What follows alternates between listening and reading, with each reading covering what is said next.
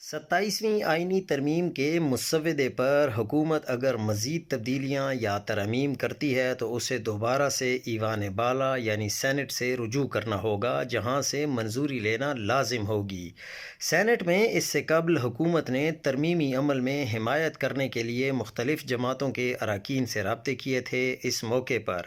P T I کے senator Saif Ullah Abro کو استعمال کیا گیا، جنہوں نے بعد ازاں روسٹرم پر کھڑے ہو کر نہ صرف اپنے کردار کی وضاحت کی بلکہ سینٹ اور پی ٹی آئی دونوں سے استعفیٰ بھی دے دیا۔ اسی طرح جے یو آئی فے سے تعلق رکھنے والے سینیٹر احمد خان کا ووٹ بھی حکومتی کوششوں کا حصہ بتایا گیا، تاہم انہوں نے نہ استعفیٰ دیا اور نہ ہی جے یو آئی ایف سے ان کے خلاف کوئی واضح کارروائی کی، جس سے سیاسی حلقوں میں قیاس آرائیاں جنم لے رہی ہیں۔ دلچسپ صورتحال ہوگی اب اگر حکومت ترمیمی مسودے میں دوبارہ کوئی تبدیلی کرتی ہے اور اس پر ووٹنگ کی نوبت آتی ہے تو یہ سوال اہم ہوگا کہ کیا سیف اللہ ابڑو دوبارہ ایوان میں آ کر ووٹ ڈال سکیں گے یا حکومت کو پی ٹی آئی کے کسی دوسرے رکن یا پھر جے یو آئی فے کے ذریعے مطلوبہ ووٹوں کا اہتمام کرنا پڑے گا۔